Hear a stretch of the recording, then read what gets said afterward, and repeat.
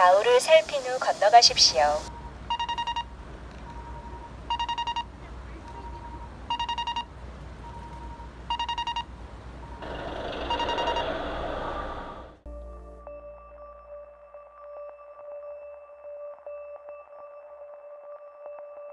학교 앞 횡단보도를 건너던 초등학생 2명이 굴착기에 치여 1명이 숨졌습니다.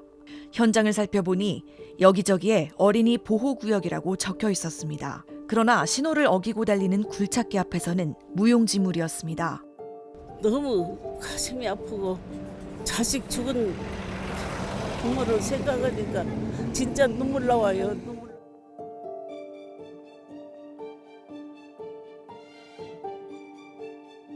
교통사고 전문 변호사에게 사고 당시 CCTV 영상에 대한 법적 분석을 의뢰했습니다. 네, 민식이법 어린이의 생명과 안전을 지키기 위해서 만들어진 법인데 도로교통법상 그 안전표지시설을 의무화하는 규정이 있고 또 운전자를 가중처벌하는 특가법상 가중처벌 규정이 있습니다. 법 적용 대상 차량은 자동차하고 원동기 장치 자전거입니다.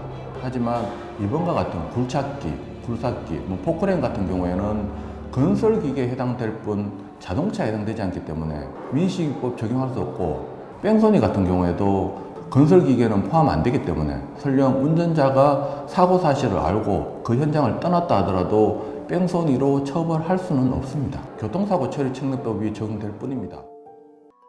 법이 있지만 적용할 수 없는 법의 사각지대. 법을 통과시킨 국회는 어떤 입장일까? 근데 당시의 사회적 분위기, 빨리 법안을 만들어라는 이런 여론이 높았기 때문에 아마 좀 서두르다 보니까 좀 누락이 있었던 것 같습니다.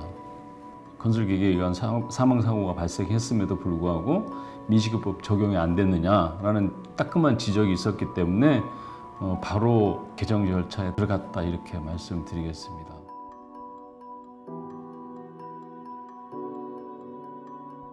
이번 개정안은 굴착기, 지게차를 포함한 모든 건설기계 운전자가 어린이 보호구역 내에서 뺑소니 사고, 음주운전, 사망사고를 일으켰을 때 가중처벌 대상에 포함되도록 그렇게 개정을 했습니다. 사고를 예방하는 것이 우선. 비슷한 사고가 발생했던 지자체들은 사고 이후 어떤 대책을 수립했는지 찾아가 봤습니다. 교통안전시설물을 강화했고요. 구체적으로 예를 들면 옐로우 카펫이나 고원식 횡단보도, 무인 단속기 등등을 힘선 확충했습니다. 화물차 통행 제한 구역을 신규로 지정해서 현재 322개소가 저희 시에서는 운영 중에 있습니다.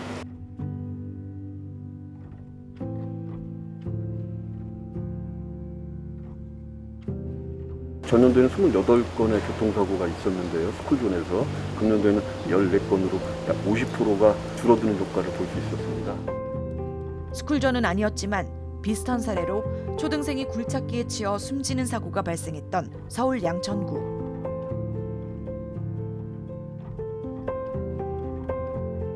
도로에서 인도를 거쳐 시설물로 들어갈 때 물리적으로 진입 속도를 낮추는 것이 좀 필요하다, 이런 쪽으로 먼저 의견이 모아져 가지고요. 그래서 주유소 진입로, 과속 방지 포장도 했고요. 한 10개 정도의 볼라드를 설치해 가지고 자동차가 무리하게 진입이 안 될 수 있도록 좀 안전시설물 보강을 했습니다. 그런데 이게 시설물 아무리 해봐야 난폭운전과 전방불이, 운전자의 안전불감증이 있는 한 이런 사고를 막을 수 있는 방법은 사실은 좀 어렵다고 생각이 됩니다. 운전자들에 대한 경각심을 계속 불러일으키고, 너의 이름으로 된 법으로 다른 많은 아이들이 다치거나 사망하거나 그런 일을 막아줄 수 있을 거야.